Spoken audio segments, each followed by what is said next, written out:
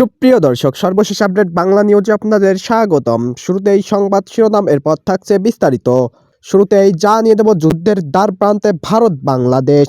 অস্থির বাংলাদেশকে নিয়ে ভারত সরকার নিল চরম সিদ্ধান্ত। বিস্তারিত থাকছে প্রতিবেদনে। আরও জানিয়ে দেব, অবৈধ ইউনূস সরকারের অধীনে বাংলাদেশের অর্থনৈতিক বিপর্যয় নামা। বিস্তারিত থাকছে প্রতিবেদনে। আরও জানিয়ে দেব, নির্বাচনে স্বতন্ত্র প্রার্থী প্রায় 250। বাংলাদেশের নির্বাচনে কি খেলা চলছে, বিস্তারিত থাকছে প্রতিবেদনে। আরও জানিয়ে দেব, বিএনপি নয়, বাংলাদেশের জামাতকে বন্ধু হিসেবে চায় যুক্তরাষ্ট্র। মার্কিন কূটনীতিকদের অডিও ফাঁস। বিস্তারিত থাকছে প্রতিবেদনে। আরও জানিয়ে দেব, না চলে বিএনপির 27 নেতাকর্মীর জামাতে যোগদান। বিস্তারিত থাকছে প্রতিবেদনে। সুপ্রিয় দর্শক, এতক্ষণ শুনছিলেন সংবাদ শিরোনাম, এখন শুনবেন বিস্তারিত। তার আগে ভিডিওটি ভালো লাগলে এবং সর্বশেষ আপডেট নিউজ পেতে চ্যানেলটি সাবস্ক্রাইব করুন। ধন্যবাদ। সামনেই রয়েছে বাংলাদেশের নির্বাচন। হাতে আর বেশি দিন সময় নেই, বলা যেতে পারে 1 মাসের সময় নেই। নির্বাচন যত এগিয়ে আছে, রাজনৈতিক মহলে পারদ তত চড়ছে। বাংলাদেশের পরিস্থিতিও ক্রমশ খারাপের দিকে যাচ্ছে। বাংলাদেশের অন্তর্বর্তী সরকারের প্রধান উপদেষ্টা মোহাম্মদ ইউনূস একের পর এক হুঙ্কার দিচ্ছেন। অপরদিকে আওয়ামী লীগ তারা নির্বাচনে অংশ নিতে পারবে না জানিয়ে দেওয়া হয়েছে কমিশনের তরফ থেকে। জানিয়ে বাংলাদেশের অন্দরের চর্চার শেষ নেই। মূলত শেখ হাসিনার পতনের পর থেকেই বাংলাদেশ ক্রমশ অরাজকতার দিকে এগিয়েছে। বিশেষ করে গত বছর 12 ডিসেম্বর ছাত্রনেতা শহীদ শরীফ ওসমান হাদির শাহাদাতের পর পরিস্থিতি আরও বদলাতে শুরু করেছে। বাংলাদেশে হিন্দুদের উপর হামলা ক্রমেই বাড়তে থাকায় নয়াদিল্লির উদ্বেগ চরম পর্যায়ে পৌঁছে গিয়েছে। ইতিমধ্যেই দুই দেশের নিরাপত্তা বাড়ানো হয়েছে। বাংলাদেশে এখন পুলিশ ঘোরাঘুরি করছে। অনেক জায়গায় ঘিরেও ফেলা হয়েছে পুলিশের তরফ থেকে। নির্বাচনের আগে বাংলাদেশ যেন অন্য এক রূপ নিয়েছে। পরিস্থিতি দেখে নয়া পদক্ষেপ ভারতের পররাষ্ট্র মন্ত্রণালয়ের। পরিস্থিতির উপর বিচার বিবেচনা করে সতর্কতামূলক ব্যবস্থা নেওয়া হয়েছে। ভারতীয় রাষ্ট্রদূতের পরিবারের সদস্যদের ফিরে আসতে বলা হয়েছে। তবে ঢাকার হাই কমিশন সহ চট্টগ্রাম, রাজশাহী, খুলনা ও সিলেটের ভারতীয় মিশনগুলো আগের মতোই খোলা থাকছে। একই সঙ্গে সেখানে কাজও চলছে। জরুরি প্রয়োজন বা ভারতীয় নাগরিকদের সহায়তায় দূতাবাস কর্মীরা 24 ঘন্টা তৎপর থাকবেন বলে জানানো হয়েছে। ঢাকায় অবস্থিত ভারতীয় হাই কমিশনকে নন ফ্যামিলি পোস্টিং হিসেবে ঘোষণা করা হয়েছে। এবার প্রশ্ন আসতেই পারে, নন ফ্যামিলি পোস্টিং মানে কি?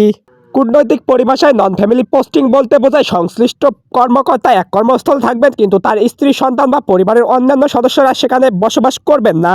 এই ব্যবস্থা সাধারণত নেওয়া হয় যুদ্ধবিধ্বস্ত এলাকায়, সন্ত্রাসপ্রবণ অঞ্চল বা চরম রাজনৈতিক অস্থিরতার সময়। বাংলাদেশের ক্ষেত্রে এই সিদ্ধান্ত প্রমাণ করছে যে পরিস্থিতিকে ভারত কতটা গুরুত্ব দিয়ে দেখছে। ভারতের পররাষ্ট্র মন্ত্রণালয়ের এক মুখপাত্র বলেন, এটি একটি সাময়িক ও সতর্কতামূলক পদক্ষেপ, যার লক্ষ্য হলো প্রতিকূল পরিবেশে কর্মকর্তাদের পরিবারের নিরাপত্তা নিশ্চিত করা।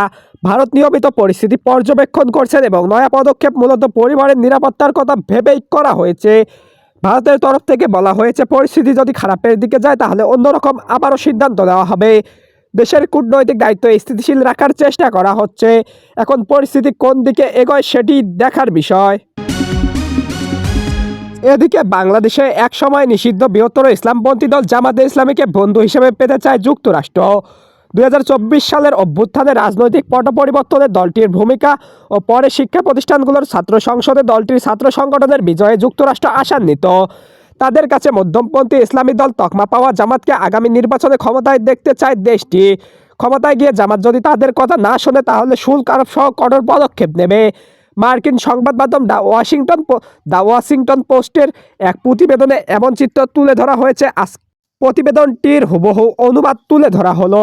আসন্ন ত্রয়োদশ জাতীয় সংসদ নির্বাচনে বাংলাদেশের সবচেয়ে বড় ইসলামপন্থী দল জামাতে ইসলামীর ইতিহাসে সেরা ফল পাওয়ার সম্ভাবনা তৈরি হওয়ায় দলটির সঙ্গে যোগাযোগ বাড়ানোর কথা ভাবছে যুক্তরাষ্ট্র কূটনৈতিকরা। দ্য ওয়াশিংটন পোস্টের হাতে আসা অডিও রেকর্ড থেকে এ তথ্য জানা গেছে। বাংলাদেশের ইতিহাসে একাধিকবার নিষিদ্ধ জামাতে ইসলামের উপর সর্বশেষ নিষেধাজ্ঞা আরোপ করা হয়েছিল 2024 সালের ছাত্র আন্দোলনের ক্ষমতাচ্যুত প্রধানমন্ত্রী শেখ হাসিনার আমলে। কঠোর হাতে দেশ পরিচালনাকারী সেই নেত্রীর শাসনামলেই দলটি রাজনৈতিকভাবে সবচেয়ে কোণঠাসা ছিল। ঐতিহ্যগতভাবে শরিয়া ভিত্তিক শাসন ব্যবস্থা ও নারীদের কর্মঘণ্টা কমিয়ে সন্তান পালনের দায়িত্বের পক্ষে অবস্থান নেওয়া দলটি সাম্প্রতিক সময়ে নিজেদের ভাবমূর্তি কিছুটা বদলানোর চেষ্টা করছে। দলটি বলছে এখন তাদের মূল লক্ষ্য দুর্নীতি দূর করা।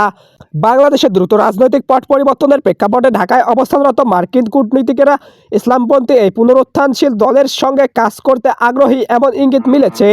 গত 1 ডিসেম্বর ঢাকায় নারী সাংবাদিকদের সঙ্গে রুদ্ধদ্বার বৈঠকে এক মার্কিন কূটনৈতিক বলেন, বাংলাদেশে ইসলাম ঘেঁষা হয়ে উঠেছে এবং আগামী 12 ফেব্রুয়ারি নির্বাচনে জামাতে ইসলামের ফলাফল অতীতের যে কোনো সময়ের চেয়ে ভালো হবে। অডিও রেকর্ডে এসব মন্তব্য শোনা যায়।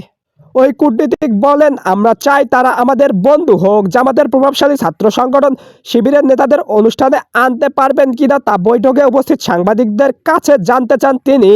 ওই কূটনীতিক বলেন, আপনারা কি তাদের সঙ্গে কথা বলতে পারবেন? তারা কি অনুষ্ঠানে আসবেন? নিরাপত্তাজনিত কারণে দ্য ওয়াশিংটন পোস্ট এই কূটনৈতিকদের নাম প্রকাশ করেনি। জামাত ক্ষমতায় গেলে শরিয়া আইন চাপিয়ে দেবে এমন আশঙ্কা উড়িয়ে দিয়ে তিনি বলেন, যুক্তরাষ্ট্রের হাতে যথেষ্ট চাপ প্রয়োগের সুযোগ রয়েছে।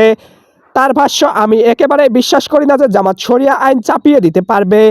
তিনি বলেন, দলটির নেতারা উদ্বেগজনক কোনো পদক্ষেপ নিলে যুক্তরাষ্ট্র পরদিনই শতভাগ শুল্ক আরোপ করতে পারে। এদিকে চাঁপাইনবাবগঞ্জের নাসল উপজেলার কসবা ইউনিয়নে 17 জন ও নাসল পৌরসভার 10 জন বিএনপি নেতাকর্মী জামাতে ইসলামীতে যোগদান করেছে।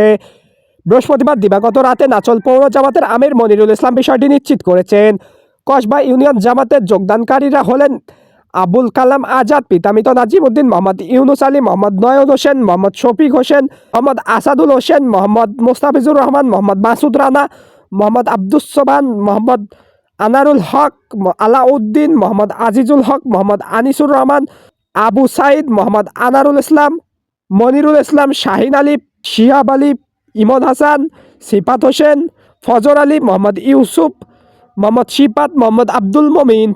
জানা যায়, উপজেলার 1 নম্বর কসবা ইউনিয়ন 5 নম্বর ওয়ার্ডের এলাইপুর বাজারে জামাত ইসলামী মনোনীত চাঁপাইনবাবগঞ্জ 2 আসনের সংসদ সদস্য প্রার্থী ডক্টর মোহাম্মদ মিজানুর রহমানের গণসংযোগ চলাকালে আবুল কালাম ও ইউসুফ বাবুর নেতৃত্বে বিএনপির নেতাকর্মীরা জামাতে যোগদান করেন। নাচল পৌরসভার 7 নম্বর ওয়ার্ডের 10 জন যুবক বিএনপি ছেড়ে জামাতে ইসলামীতে যোগদান করেছেন। এ সময় ডক্টর মোহাম্মদ মিজানুর রহমান নতুন সদস্যদের ফুলের মালা দিয়ে স্বাগত জানান। তিনি বলেন, গণতন্ত্র ও দেশের স্বার্থ রক্ষায় জামাতে যারা যুক্ত হচ্ছেন তাদের নিয়ে ঐক্যবদ্ধভাবে কাজ করা হবে।